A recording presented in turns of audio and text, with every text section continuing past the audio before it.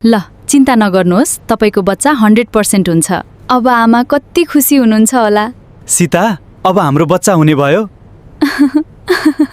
साथीहरू, यति बेला सीताको घरमा भने एउटा नयाँ खुसियाली छाएको छ।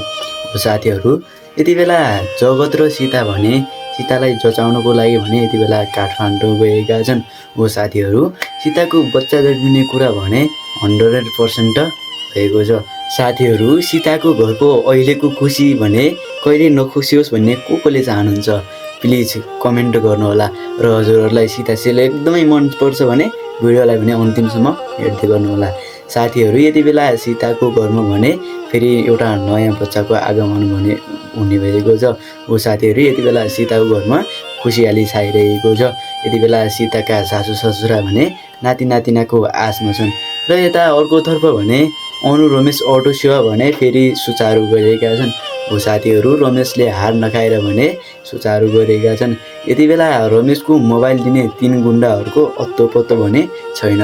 र 3 गुन्डाहरूले भने रमेशको मोबाइल लुटेका थिए। त्यो मोबाइल भने एउटा होटलमा भेटाएका छन्। साथीहरू, यति बेला रमेश भने खुसीका साथ फेरि आफ्नै व्यवसायमा भने लागिरहेका छन्। यो देख्दा तपाईँहरूलाई को खुसी हुनुहुन्छ? रमेशले जस्तै कोले हार खानुहुन्न जिन्दगीमा, होइन? त्यसले रमेशले हार नखाएर आफ्नो व्यवसाय सुरु गर्यो। यो देख्दा तपाईँहरू को खुसी हुनुहुन्छ? प्लिज कमेन्ट गर्नु भने पक्कै पनि नबिर्सनु होला। साथीहरू, यति बेला जचाउन त गए जगत र सीता, तर पैसा खर्च भने धेरै लाग्ने डाक्टरले जनाएका छन्। साथीहरू, यति बेला डाक्टरले भने धेरै खर्च धेरै पैसा लाग्छ भनेर बताएका छन्। अब जगतले यो पैसा कसरी व्यवस्थापन गर्लान्थ्यो, यो पैसालाई कसरी खोज्लान्? साथीहरू, तपाईँलाई के लाग्छ? अब जगतले पैसा कसरी खोज्लान् त? या त जगत फेरि गाउँमै फर्किएर गाउँमा पैसा माग्न जालान्? तपाईँहरूलाई के लाग्छ कमेन्ट गर्नुहोला। साथीहरू, सीता सिरियलको पर्खाइमा तपाईँहरू को बस्नु भएको छ प्लिज कमेन्ट गर्नुहोला। र सीता सिरियलमा तपाईँहरूको अनुमानले सीता सिरियलमा अब कस्तो भइदियोस् भन्ने चाहनुहुन्छ? तपाईँको जिज्ञासा के छ त्यो भने कमेन्ट सेक्सनमा लेख्न भने पक्कै पनि नबिर्सनु होला।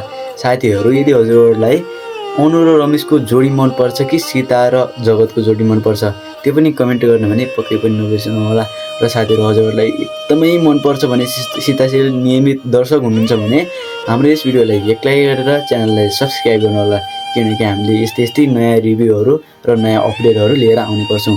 त्यसैले च्यानललाई सब्सक्राइब गर्नु भने पक्कै पनि नबिर्सनु होला। अहिलेलाई भने यति नै। हस्त नमस्कार।